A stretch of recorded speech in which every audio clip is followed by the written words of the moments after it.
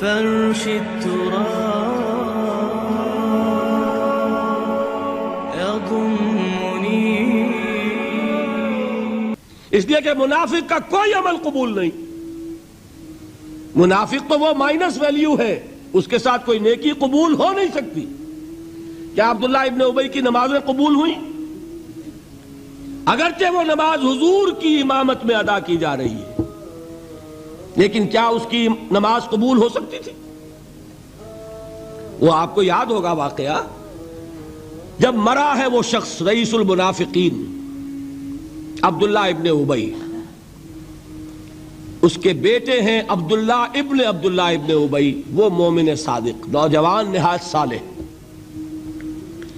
اب ایک سعادت مند بیٹے کو تو باپ سے محبت ہوگی کہ نہیں ہوگی؟ وہ بیٹا حاضر ہوتا ہے حضور کی خدمت میں. حضور میرے والد کا انتقال ہو گیا، آپ اپنا کرتا عنایت فرما دیجئے تاکہ میں اس کو کفن دوں. حضور نے سوچا اور کرتا اتار کے دے دیا.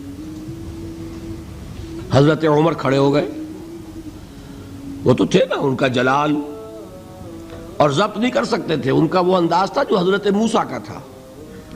حضرت خضر کو 3 دفعہ ٹوکا کہ نہیں، یہ کیا کیا تم نے؟ بغیر کسی جرم کے اس بچے کو ختم کر دیا. یہ کیا کیا تم نے؟ کشتی کو تم نے توڑ دیا، مارو گے ان کو جو اس کے اندر سوار ہیں. یہ کیا کیا؟ یہ دیوار سیدھی کر دی. یہ بدبخت انہوں نے ہمیں کھانے کو بھی نہیں دیا اور ان کی دیوار سیدھی کر رہے ہیں. تو حضرت موسیٰ علیہ السلام خاموش نہیں رہ سکتے تھے. انک لن تستطیع معی صبرا. یہی معاملہ حضرت عمر فاروق کا تھا. کھڑے ہو گئے. حضور کیا کر رہے ہیں؟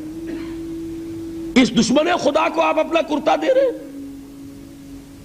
اس نے یہ کیا، اس نے یہ کیا، اس نے یہ کیا.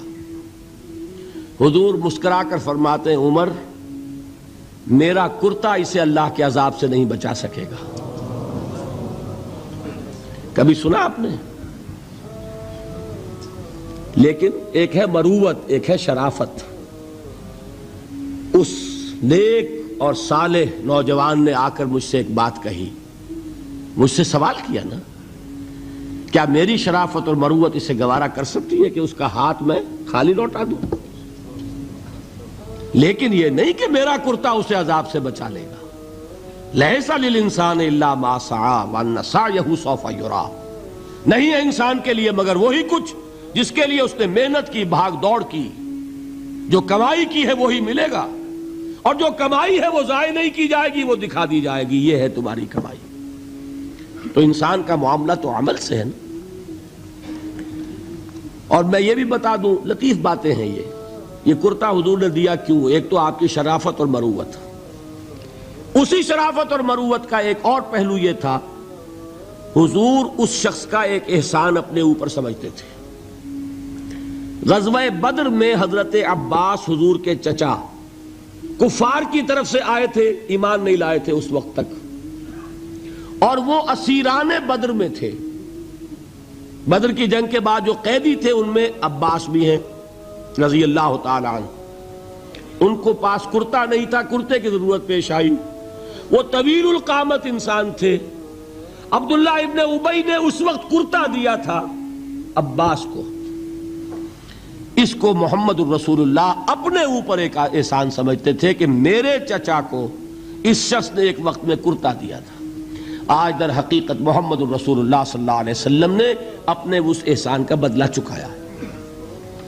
بہرحال بات جو ہو رہی تھی اس کو سمجھیے.